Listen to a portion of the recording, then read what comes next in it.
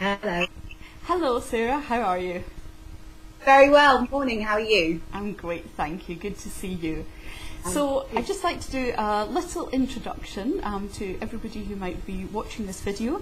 I'm Claire Began, I'm Director of Partner Relations for Wellbeing in the City, and Wellbeing in the City is a social discovery network which is revolutionising how wellbeing is approached.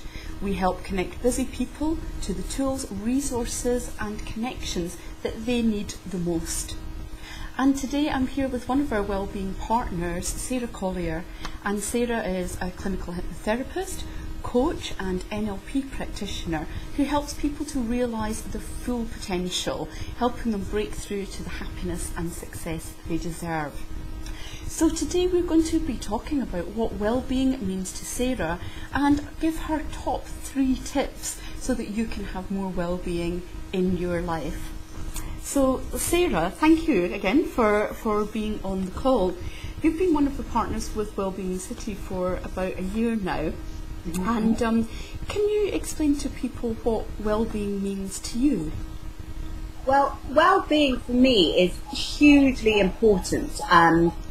I think it's about allowing a person to really get a sense of balance in her life.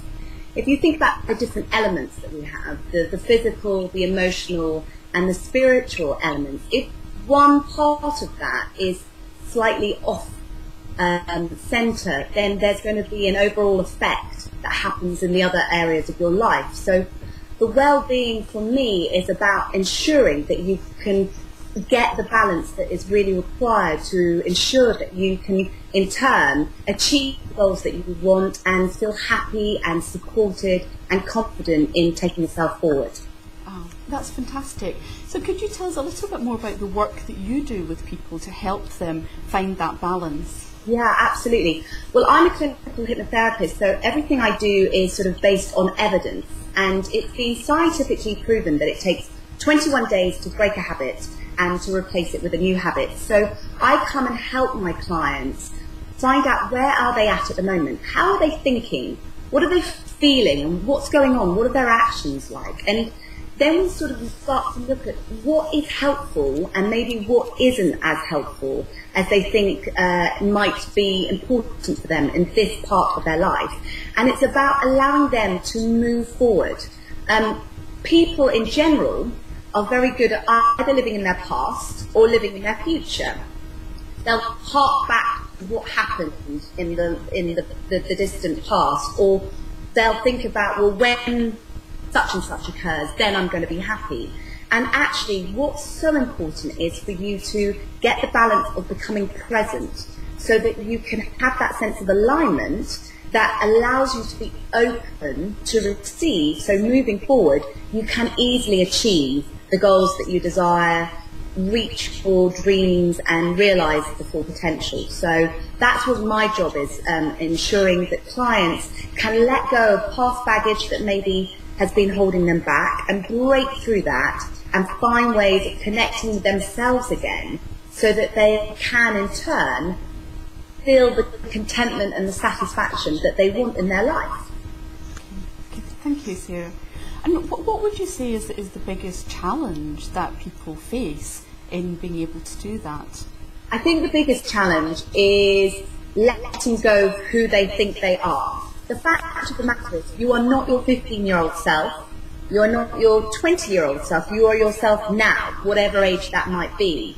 And I think a lot of people forget that we are born as blank canvases, and it is only our makeup and the way that we're brought up and how we are seen in society that shape the person that we become. And at any point, you can change that. So if you in the past have been told by someone, it could be a parent or a teacher, a friend, whoever, a work colleague, that you are such a way, if you buy into that, then you might find that you ended up becoming limited because your teacher told you when you were 10 years old that you weren't going to be very bright, and so therefore you wouldn't succeed very well in life, or you were told that you were someone that always is a bit miserable, and so therefore no good things are ever going to happen to you. And actually it is about allowing those ideas to be shifted and broken down and replaced with more helpful ways of being, feeling and acting, so that you can in turn go on and do what you want to do. Okay, that's amazing. So essentially you're saying that all the ideas that we have about what kind of person that we have are perhaps just a pattern that we've been stuck with from some point in our life, and we actually have the power to be able to change that anytime we want. I always say to clients, you can't change what happened yesterday. It's been and gone. You know, that is the truth of the matter. But you can absolutely change what happens here and now. And more importantly, you can change what happens going forward. Every day you get to start a new chapter.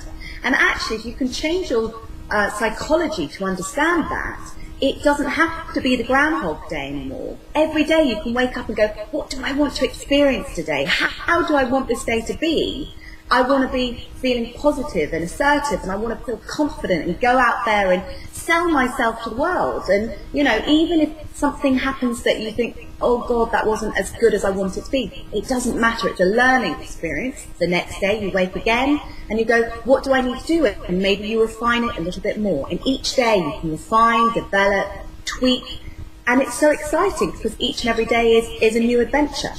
Okay, that's a very inspiring message, Sarah. Thank you very much. So, what tips would you like to share with people so that they can actually live each day like that wonderful adventure you're describing? I think the most important thing is gain the clarity. Be clear about where you want to go. Set yourself goals. It's, you know, been told a million times, I'm sure, and people who are listening into this conversation will be going, well, you know, I've heard that a lot. It's so important because once you have the clarity of what you want, then you can start to work out how you're going to get there. And the most important thing about that is if you've got an end sort of goal in mind, you don't have to worry too much about the journey to get there, because actually if you're open and you allow yourself to trust and you're in the flow, things will just naturally start to happen to you in a way that's right. So be really clear. Set yourself goals. I'd say set yourself short-term, medium-term, long-term. So think about what do you want to accomplish this month. I mean, it's the 1st of July, so it's the perfect day. What do you want to accomplish in July? And then what do you want to accomplish by the end of this year? And what maybe in the next 12 months or in the next 5 years?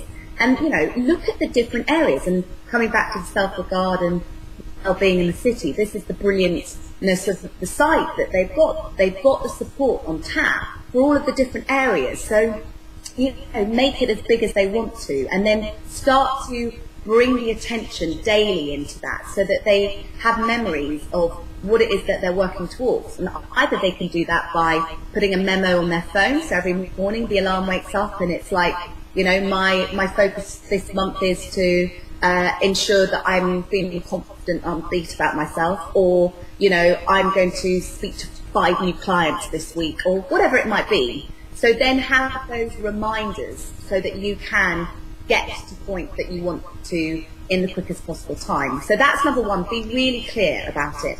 Great. Number 2, focus on the good things in your life.